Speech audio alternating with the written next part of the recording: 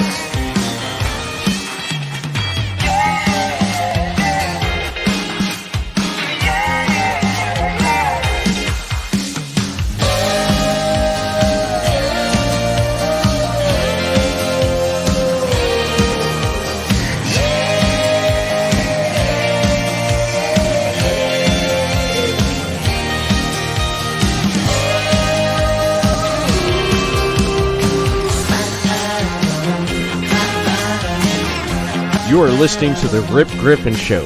Make sure to subscribe to the show on all the major podcast platforms. Here's your host, Rip Griffin. Hey, what's going on, everybody? Welcome to this episode of the Rip Griffin Show. This is going to be the final episode of the year. We are through Christmas. We are coming into the new year, and this is going to be something different on the show tonight. So what I've done is, those that have been following me on social media know that I've created my own baseball website. It's called the Texas Baseball Report. You can head on over there. You can check out everything that's baseball related in the state of Texas. So it is Major League Baseball, minor league baseball. It is college. It is independent, Texas Collegiate League, which we have during the summer, and high school whenever it becomes available. So what I'm doing on this episode tonight to end the year with a year that we've had so much baseball here in the state of Texas is going to be the State of Texas Baseball Address. We are going to recap just briefly everything that has gone on this year in Texas with baseball. So we'll be starting with Major League Baseball first, minor league, and then we'll jump in and just recap a few things, few key moments this year that we have seen throughout the great state of Texas.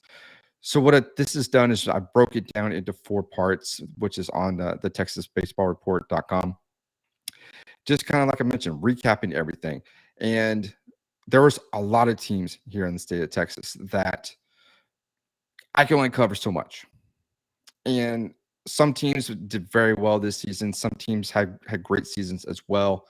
But I couldn't cover everything because I wanted to make this something that would be easy to listen to on your way to work, wherever you're headed. So I broke it down, and if there's anything that I missed as far as if your favorite team didn't make it into the address, shoot me a comment, put a comment into the article links, and that way we can make sure we continue to acknowledge your team's successes this season, because like I mentioned, there's just so many teams in the state of Texas, which makes baseball so great to talk about at a time when there's not much going on. So without further ado, we're going to start the State of Texas Baseball Address, starting first in Major League Baseball with the Houston Astros. So as we kind of recap the year, baseball returned in 2021. The Houston Astros were 95-67. They were ready to make another deep run into October when spring training came around. With the fans back in the stands, the Astros were met with a heavy dose of resistance from opposing fan bases, but that did not seem to slow them down. If anything, it gave them more fuel to silence the noise. So led by Gold Glove Award winner and Platinum Award winner Carlos Correa, the Astros won their 4th AL West division title in 5 seasons. The Astros squared off against the Chicago White Sox in the ALDS. In 4 games, the Astros were able to defeat the White Sox to advance to their 5th straight ALCS appearance. This time they were facing the Boston Red Sox. After defeating the Boston Red Sox in 6 games, which we did not know how it was going to fare, especially with pitching and Lance McCullers going down, but the Astros managed to defeat the Boston Red Sox and to head back to the World Series for the 3rd time in 5 years.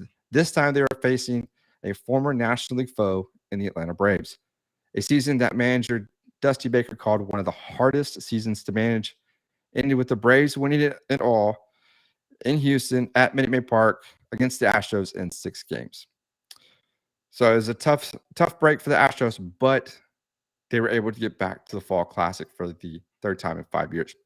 Moving on to the Texas Rangers going into this season, the Texas Rangers, they finished 60-102, but they knew it would be a hard-fought season even before it began. With teams across the league opening their stadiums at 20% capacity due to the COVID-19 pandemic, the Rangers gave their fans a present and opened the newly built Globe Life Park at 100% capacity. Now, as for the season itself, there were a few moments that the Rangers will be able to build on for next season. One moment was the rise of Adolis Garcia. Astros fans know Garcia did very well against them. This season, Garcia burst onto the scene, became an instant threat in the middle of that Rangers lineup. With a slash line of 243, 286, 454, and 751, Garcia showed that he was capable of what he's able to do at the plate, hitting 31 home runs with 90 RBIs. The Rangers will continue to build for the future, but having Garcia in the lineup will trend the Rangers in the right direction. Also, too, with the Rangers making the big splash this offseason with the signings of Marcus Semien, Corey Seager, John Gray, and Cole Calhoun, the Rangers will be looking to contend in 2022 and beyond in the AL West, especially with Garcia in the mix. Top prospects, Josh Young and Jack Leiter, will give the Rangers something to look forward to in the years to come. So that kind of rounds out the Major League Baseball scenario. The Rangers are looking to get back into it. The Astros will definitely be capitalizing and building off of 2021. So now we'll kind of turn our look to minor league baseball. And now there are 8 teams in minor league baseball in the state of Texas. 3 at the AAA level and 5 at the minor league, at the AA level. So let's start off with the Sugar Land Skeeters. The Sugar Land Skeeters were 71-49 as they kicked off the 2021 season as the new AAA affiliate of the Houston Astros.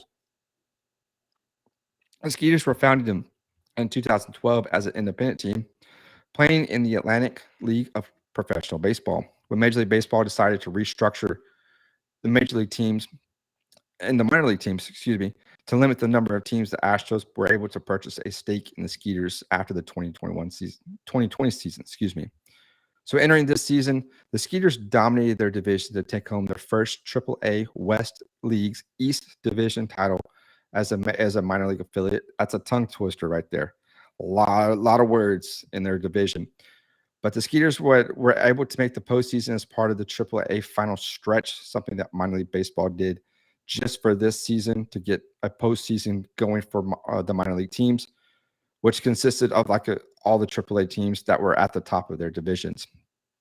So the Skeeters were able to get into that postseason, but they did not fare too well as they were ranked around the 20 to 23rd, I believe, in where they finished in the AAA final stretch. So Round Rock Express finished the season at 61-58. They returned as the AAA affiliate of the Texas Rangers in 2021 after spending the 2019 and 2020 seasons as an affiliate of the Houston Astros. The Express had a great 2021 season in the AAA West League's East Division, another tongue twister, as the franchise jumped out to a 4-0 record to start the season, which matched their franchise record for the best start of the season. The Express would stay at the top of their division for most of the season before finishing the season tied for second with the Oklahoma City Dodgers. The Express would also make an appearance in the AAA final stretch, finishing in 10th place. Rounding out the AAA teams here in the state of Texas were the El Paso Chihuahuas. The Chihuahuas were 46-74 this season. Not the best season as the standards in a affiliate that is part of the San Diego Padres. The Chihuahuas battled through most injuries this season. But the bright side is that they did make the AAA final stretch as well. And they did do fairly well as they finished in 13th place. But the Chihuahuas and the San Diego Padres affiliates definitely have a lot to build on going into 2022. So now we dive into the AA teams. The Frisco Rough Riders, which are part of the Texas Rangers organization, had a great season at 64-55. in a division that was restructured, the DoubleA Central South Division. It was a division that was fierce with competition, but the Rough Riders just barely missed making the postseason, as the only two top teams in the division made it. And the Northwest Arkansas Travelers beat out the Rough Riders to secure that second spot. So they almost made the postseason. They just needed just a little bit more help, but they weren't able to get it, as the Travelers had the identical record of the Rough Riders at 64-55, but had a little bit better as far as team play. So we jump to the Midland Rockhounds out there in West Texas. The Rockhounds finished 59-60 this season, just 5 games behind the Rough Riders for second place in the division. The Rockhounds played well, but they struggled on the road. The DoubleA affiliate of the Oakland Athletics held their own for most part of the division, where lots of runs were scored, but could not get that one win that would got them at 500 for the season. Staying out west is the Amarillo Sod Poodles. They were 59-61, a DoubleA affiliate of the Arizona Diamondbacks. Finished in third place. This was the first season the Sod Poodles were an affiliate of the Diamondbacks. The Sod Poodles started the season with 6 of the Diamondbacks' top 30 prospects, which would go on to grow to a total of 13 of the top prospects at season's end. Not the season for the Sod Poodles hoped for, but the future is bright for these prospects. So next, we'll kind of jump into the San Antonio Missions. We're getting close to the end of the minor league play here in Texas. The San Antonio Missions were 57-63, also an affiliate of the San Diego Padres. Struggled this season to get things going right out of the gate. Finishing the season 7.5 games back out of first place, the Missions were hoping that the offense would be their biggest strength in 2021. That did not seem to be the case, as the Missions ranked near the bottom of the division in the run differential. To close out the minor leagues here in Texas are the Corpus Christi Hooks. The Hooks were 54-65, also an affiliate of the Houston Astros. Struggled to get things going this season. To open the season, the Hooks went 11-12 in May, and the months of June and July were not any better. During that span, the Hooks lost a lot of players due to promotions to AAA. The Hooks would continue to play below 500 well until August. Even with the struggles, the Hooks have a lot of great players to turn this team around in 2022. So a lot of great prospects that will be coming through the woodworks with the Houston Astros. So the future is bright. Unfortunately, the team just did not play well this year.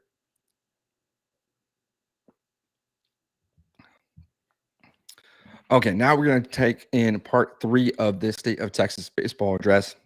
This time we're jumping into the college level.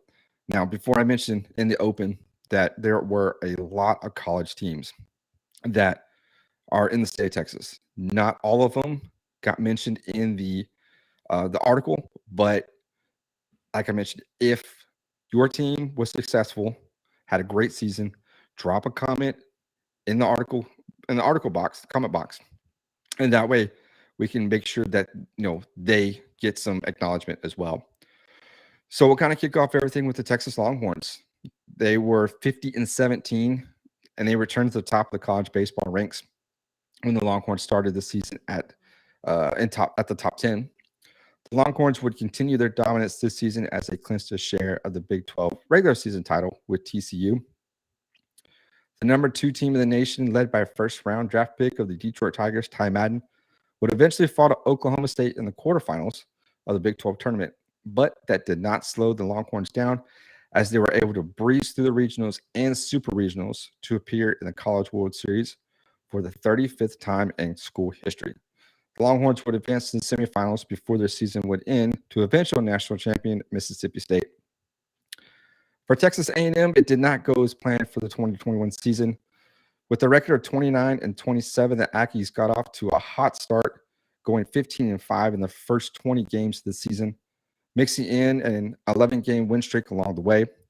But once the Aggies entered conference play, things began to unravel for the Aggies as they managed to go 9-21 the rest of the way, and they were unable to appear in the SEC tournament. So for the TCU Horned Frogs, they were 41-19 and were also at the top of the Big 12 standings at season's end. As like I mentioned, they shared a piece of the Big 12 regular season title with the Longhorns. The Horned Frogs, they weren't satisfied with that. So what do? They go out and they win the Big 12 conference outright.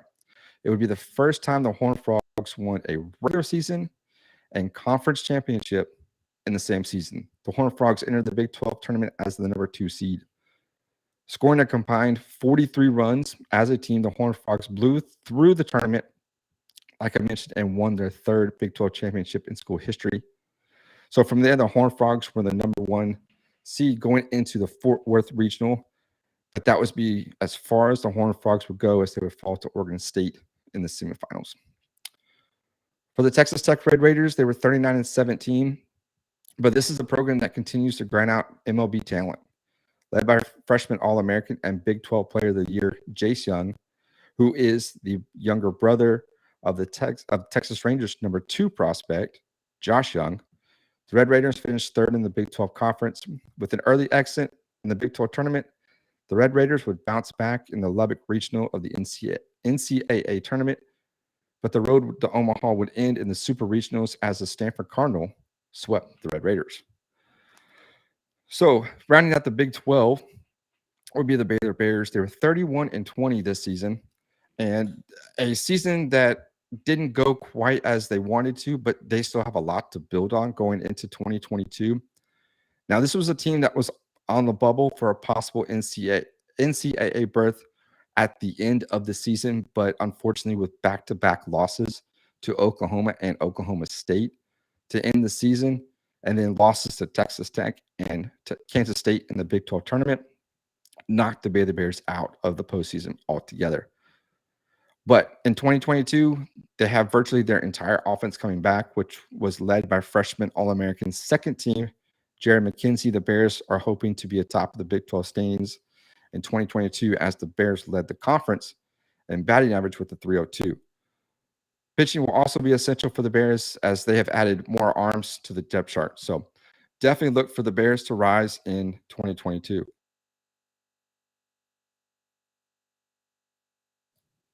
So now we'll kind of jump into some of the smaller schools real quick here. Abilene Christian Wildcats, they are part of the Southland Conference. They were 36-21 this season to win their first regular season conference championship in school history. The Wildcats secured the number 1 seed heading into the conference tournament with wins over Lamar and Texas A&M Corpus Christi. The Wildcats would drop 2 straight to Sam Houston, which would ultimately end their chance of winning both a regular season and conference championship. And then Dallas Baptist, the Patriots. Now, if you don't remember, Dallas Baptist was the Cinderella story of the 2021 season. The Patriots went 41-18. Having dominated the Missouri Valley Conference throughout the season, the Patriots picked up where they left off in the regular season in the conference, which they were able to win the Missouri Valley Conference tournament with ease. The number 2 seed in the NCAA Fort Worth Regional, the Cinderella story continued for the Patriots, as they were able to return to the Super Regionals for the first time since 2011. In a classic duel, the Patriots took Game 1 with a formidable opponent in number 14 ranked Virginia, winning the game 6-5. Needing just 1 win to advance to the College World Series, the Virginia Cavaliers came back to win the next 2 to secure their place at the College World Series. And the Cinderella story ended there with the Patriots, but they are ranked going into 2022 in the top 25. So like I said, there's nothing better than college baseball here in the state of Texas. Like I mentioned, not all can make it into the article. So if your team was missed, please feel free to comment in the comment box below. So now we'll round out the final part of the State of Texas baseball address with independent baseball, Texas Collegiate League, and we'll rename or announce the state high school state champions. So there's quite a few independent baseball teams that are starting to grow. Now, there's only 1 or 2 that I know of that I've kind of interact with on social media, but I know in 2022 we're going to see some more teams be born in the state. There's a couple in Austin and Weimar, so be on the lookout for that here coming up. That's going to be something we're going to be taking a look at as when the season starts to take shape in April and March and April, excuse me. But let's talk about the Claiborne Railroaders. Now, if you go back to a previous episode that I did, I had one of the broadcasters for the Railroaders that came on right there towards the end of their season in September. So, but independent baseball, or like most call indie ball, is probably one of the more fun atmosphere baseballs that you can experience. And the Claiborne Railroaders are a team that does that. They have a very fantastic atmosphere. Now they are 54-46, and they take part of the American Association of Professional Baseball League. Now the Railroaders were founded in 1906, and they are Texas's oldest independent baseball team. But for the season itself, the Railroaders were able to get back into action, filling the depot full of baseball fans ready to cheer on their team. The Railroaders made it to the postseason for the first time in franchise history in 2021. Finishing second in the South Division, the Railroaders faced off at home against division foe Sioux City Explorers. It was a one-game play-in playoff. The two teams squared off looking to advance. The Railroaders would have their season ended, unfortunately, by the Explorers as they were blanked 4-0, and the Explorers would advance to the South Division Championship Series. Even though the season didn't end in the championship, the Railroaders still have much to build on for next season, one of the great independent teams here in the state of Texas. So now let's quickly just jump to the Texas Collegiate League real quick. So if you're not familiar with the Texas Collegiate League, it returned for its 17th season here in 2021.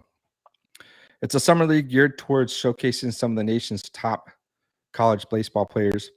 The TCL provides a small town minor league atmosphere that is full of commitment and emotions all summer long. There were 6 teams in the TCL this year, split between Texas and Louisiana. The Acadia Cane Cutters, Amarillo Sod Squad, Baton Rouge Rougeau, Brazos Valley Bombers, San Antonio Flying Chocolates, and the Victoria Generals all squared off in a compacted 42-game season. At season's end, there were only 4 teams that remained to compete for the TCL championship. In the semifinal round, it was a best of 2. The Flying Chocolates faced the Bombers in the first series, and the Generals met the Cane Cutters in the second series. The Flying Chocolates dominated the first semifinals as they were able to sweep the Bombers 2-0 to advance to the TCL championship game for the first time in team history. In the second series, the Generals needed all 3 games, but were able to defeat the Cane Cutters and return to the TCL championship for the 3rd time in team history. In a one-game winner-take-all to determine the TCL champion, the Flying Chocolates and the Generals were in a pitcher's duel until the bottom of the 5th inning, when the Flying Chocolates were able to get their offense going and would eventually go on to blank the Generals 8-0 to secure their first TCL championship. A lot of fun in such a short time during the summer, but these Texas Collegiate League teams, they are exciting to watch. Now, real quick, we'll kind of just close out the address by mentioning all of our Texas high school state champions. So this is all the state championships between the UIL and TAPS. So in Class 1A was Fayetteville, Class 2A was New Deal, in Class 3A, Malakoff, Class 4A, Texarkana, Pleasant Grove, Class 5A, Bellevue, Barbers Hill, and in Class 6A, Rockwall Heath. Those are all of your UIL high school state champions. Now, in TAPS private school, Division 1 was Midland Christian. TAPS Division 2 was Lutheran South. TAPS Division 3 was Bay Area Christian.